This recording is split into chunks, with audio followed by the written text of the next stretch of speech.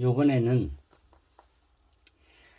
주역을 그 유튜브에 올리면서 이, 이 주역의 모든 그 추상적인 문구를 대상화시키면 안 된다는 그 맥락을 이해를 하기 위해서 쇼펜하우어를 불러왔대요. 쇼펜하우어. 쇼펜의 의지와 표상으로서의 세계. 요것을 한번 좀 그 주역에 대상화시키면 안 된다는데 거기에 어떤 그 까닭이나 이유가 있을 것 같아서 쇼펜하우어를 불러갖고 쇼펜하우어의 의지와 표상으로서의 세계 요것을 한번 좀 알아보려고 그래요.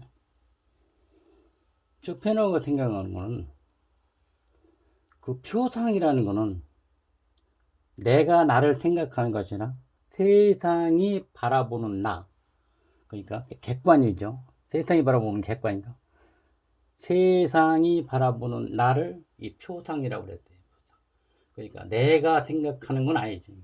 이 표상은 세상이 바라보는 내가 이 표상이. 이 객관적인 존재라는 얘기죠. 나 자신이. 예를 들어 내가 유튜브에 안 올렸으면 세상 사람들이 나를 모를 판인데 내가 유튜브를 올림으로 해서 내가 이 표상이 됐다는 얘기예요. 세상에 바라보는 이 표상. 그러면 왜 내가 이 표상이 됐느냐? 그것은 어떤 동기가 있는데 그게 동기의 법칙이 있어요. 그 동기의 법칙은 무슨 까닭이기 때문에 나간 게 동기의 법칙인데 이걸 쇼펜하우어는 충족이유율이라고 이렇게 말하죠. 충족이유율. 그러니까 내가 객관이 되는 거 세상에 표상이 되는 그만한 이유가 있는데 그 동기의 법칙을 충족이유율이라고.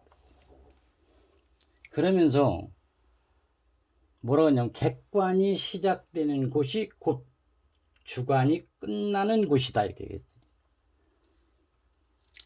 요 충족이율에서 내가 어디 위치를 옮겨서 어느 공간이 바뀌었어요. 그러면 이 공간에 가기 전까지 가졌던 나의 주관, 그 주관은 그 공간에 있는 객관, 거기에는 또 누군가 나를 바라보는 어떤 사람들이 있다면 그 사람들은 객관의 시각으로 나를 보고 나의 주관은 이 사람들 객관에 아무런 관계가 없다는 얘기죠. 그러니까 끝나는 곳이 주관이. 이 객관만 있지. 이제 얼마 전에 식당에서 60대 할머니가 20대 젊은이를 칼로 찔러 죽였대요. 그러면 그 식당에 20대 젊은이와 60대 할머니가 있게 된 거는 동기의 법칙에 의해서 20대는 20대대로 동기의 법칙이 있을 거고 60대 할머니는 60대 할머니대로 동기의 법칙이 있어요. 그 충족 이율이 있을 거고 그 충족시켜주는 거는 단 하나 돈. 20대도 돈 벌러 온 것이고 60대 할머니도 돈 벌러 온 것이고 여기서 20대 주관이나 60대 할머니의 주관은 없는 거예요. 서로가 객관만 있는 거지. 20대 젊은 청년의 객관, 60대 할머니의 객관 서로 바라보는 이것이 충돌이 일어나 갖고 할머니가 이 젊은이를 죽였다는 얘기. 칼로 찔러서. 쇼펜하우어는 이러한 것을 구체적으로 이렇게 잘 설명을 해줘요. 이런 관계, 여기서 왜 그런 일이 벌어졌는가. 그러면 주역도 항상 시작과 그러니까 과거, 현재, 미래 이렇게도 나누기 때문에 그런 사건이 일어난 거는 항상 현재 관계되는 거지. 현재 관계되는데 이 현재는 이쪽 뒤로 가면은 뒤에 가서는 이게 미래예요. 현재가 미래가 돼.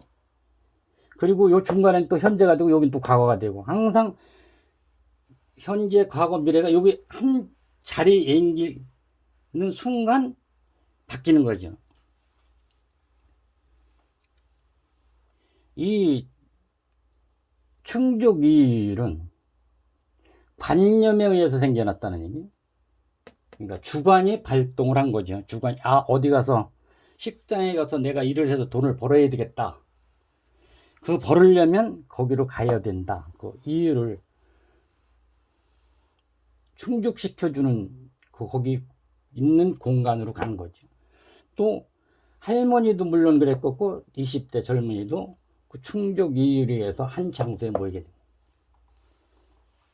여기서 이 주관이 뚜렷하게 서로 나오면 주관과 주관이 충돌되는 거예요.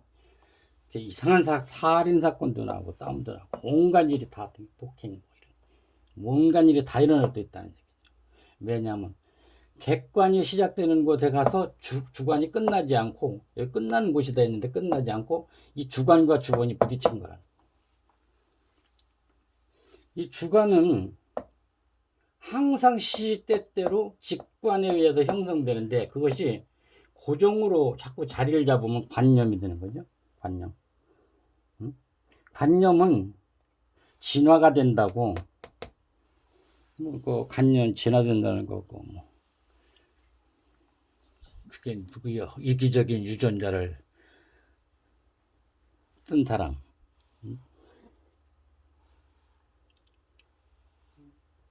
이 진화론을 거치는 이 관념권에 그 베르나르 베르베르도 여기에 대해서 좀 말을 한 적이 있는데, 이것이 자꾸 진화되는 과정이 요런 객관적인 곳에서 직관에 의하여서 이게 관념권이 진화가 되는, 여기서 잘못되면 주관이 진화되지 않고 머문 상태에서 부딪히면 주관과 주관이 부딪히면 이런 사건이 나는 거예요. 왜 주역을 하면서 이것을 갖겠냐면, 어떤 추상적인 것을,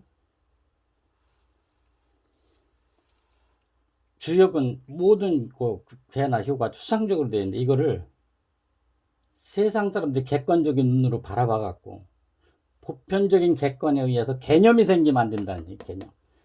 개념이 되면 고정화가 되면, 고정화라는 건 뭐냐면 어떤 관념권을 형성해서 진화될 수 없는 것, 이 관념이 진화되어야 되는데 고정적인 관념에 머물러 있으면 진화가 안 되기 때문에 항상 이거를 보편적인 객관으로 개념화 시키면 안 된다는, 대상화가 개념화죠. 결국은 주역은 그래서 여지껏 바뀌지 않고 추상적으로 다 남아있는 거예요. 대상화 시키면, 대상화 시킨 것이 개념이니까. 그 쇼펜하우어는 요 의지와 표상으로 세계에서 일어나는 일요, 요 식당에서 60대입니까 20대 젊은 중에 일어나는 일에 있어 주관이 어떻게 발발되어서 주관과 주관이 부딪혀서 사건이 나는가, 이런 걸 쇼펜은 자세하게 설명을 하고 있대요. 그 자기 말을 증명하기 위해서 쇼펜은 온갖 옛날 철학자 해서 다 끌어다가 다 자기를 이해시키기 위해서 했는데, 문제는 간단해. 어디선 내가 충족, 그러니까 돈을 벌기 위해서 공간을 남겼으면 내 주관은 끝나야 된다는 거예요. 그래야 어떤 사건이 안 생긴다는 거예요. 여기서 객관과 객관으로 서로를 바라보는, 말하자면 할머니와 젊은이가 너 돈 벌러 왔지, 나도 돈 벌러 왔어, 그럼 우리 사이좋게 돈을 벌자. 오로지 답은 그것뿐이 없는 거거든요. 근데 그게 쉽지를 않아요. 네. 자기 주관이 주장을 하거든. 맞으면 이 젊은이는 할머니 하는 게 현천에 빠졌어. 그러니까 자기 주관을 얘기해. 할머니는 젊은이가 보는 게 또 철없어. 주관. 이래서 사건이 발생. 쇼팽은 그런 사건이 생기는 것을 어떻게 하면 사건이 생기지 않나. 그래서 이 관념을 항상 고정시키지 말아야 된다는 거예요. 진화시켜야지. 진화시키기 위해서는 객관적인 시각으로, 상대방이 나를 객관으로 보듯이 나도 상대방을 객관으로 봐서 직관을 이용해서 이 자꾸 관념권을 진화시켜야 돼. 고정시키지 말고. 요것도 베르나르 베르베르가 관념권에 대해서 한 가지 한 게 있어요. 그래서 이 주역의 추상적인 것, 요것을 절대로 보편적인 객관을 보편화시켜서 개념화시키면 안 된다는 거예요. 대성화시키면 안 되는 거예요. 대성화시키면 개념이 나오니까. 대성화를 시킴으로써 개념이 나오는데, 요것을 주역은 여태까지 안 시키고 여태까지 내려왔다는 거 계속. 앞으로도 그렇게 내려갈 거예요. 이 쇼펜하우어가 그 주역에 있는 그것을 잘 설명을 해줬어요. 이거 의지와 표상으로 세계에서. 그러면서 그것이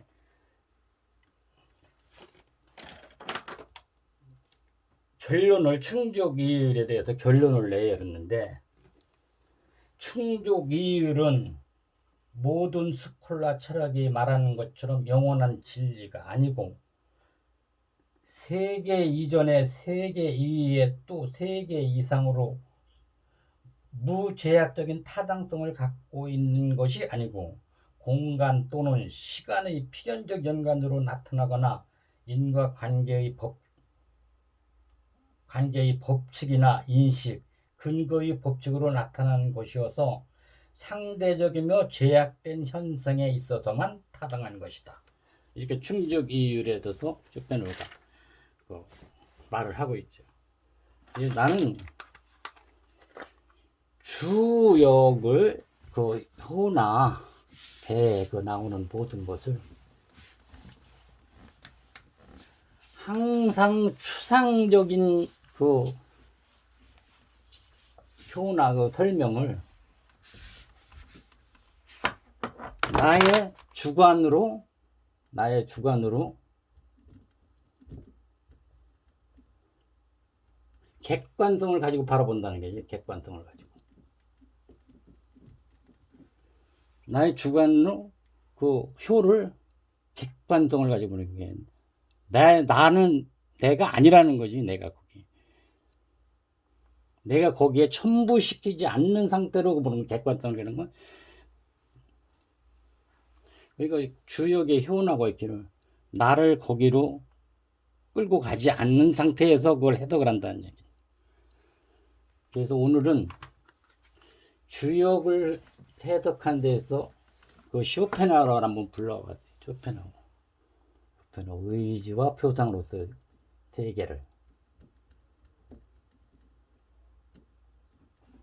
이 사람 참 똑똑한 사람이죠. 참 똑똑한 사람. 모든 사람을 끌어다 자기 말을 증명하기 위해서, 증명해야 명제가 되지. 자기 말하는 게 명제가 되려면 증명해야 돼. 그래서 온갖 유명한 사람 다 끌어왔다. 근데 이 사람이 주역을 하는가는 나 잘 모르겠어요. 주역을 하는 거 보면은 주역하고도 아주 관통하는 게 많아요. 이 사람 말이. 예? 이 사람 딴 사람 내 여태까지 그런 사람 못 봤어.